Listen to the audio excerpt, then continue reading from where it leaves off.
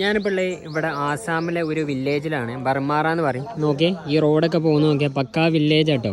കുറച്ച് പൊടിയുണ്ട്, തണുപ്പാവും തോറും പൊടി നല്ല പാറുണ്ട് കേട്ടോ. ഞാൻ കരുതിയത് തണുപ്പാവുമ്പോൾ പൊടിയൊക്കെ ഒന്ന് അടങ്ങുന്നതാണ്. പിന്നെ ഇതെന്താ സംഗതി മനസ്സിലായോ? ബ്ലാക്കിൽ പെട്രോൾ വിൽക്കാനുണ്ടോ? ഇത് ഈ ഒരു ഏരിയക്കൊന്നും പമ്പില്ല. അപ്പോൾ ഇവരെന്ത് ചെയ്യും, ഈ കുപ്പിയിലാക്കിയിട്ട് 1 ലിറ്റർ 1.5 ലിറ്ററൊക്കെ ഇതേപോലെ കുപ്പിയിലാക്കിയിട്ട് ഇവർ വെക്കും ബ്ലാക്കിൽ. ഇവർക്ക് ക്യാഷ് കൊടുത്തു കഴിഞ്ഞാൽ നമുക്ക് വാങ്ങാൻ പറ്റും കേട്ടോ. ഇങ്ങോട്ടൊക്കെ കുറച്ച് വണ്ടികളേ ഉള്ളൂ.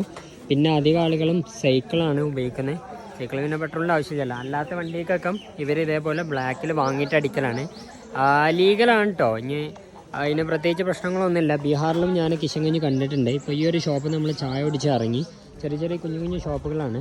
പിന്നെ ഇവിടെ മെയിനായിട്ട് എഡ്യൂക്കേഷൻ ഹബ്ബ് എന്ന് പറയാൻ കാരണം എഡ്യൂക്കേഷൻ ഹബ്ബായിട്ട് മാറിയിട്ടുണ്ട്. കാരണം ഇവിടെ നോക്കി ഒരു പള്ളി, പിന്നെ അതേപോലെ തന്നെ മോറൽ സ്കൂളുണ്ട്, പിന്നെ അതേപോലെ തന്നെ മക്തബ് സിസ്റ്റമൊക്കെ നമ്മുടെ കേരളത്തിലുള്ള ആളുകളെ തുടങ്ങി കേട്ടോ. ഇതൊരു വില്ലേജിലേക്കാണ് ഇനി പോകുന്നത്.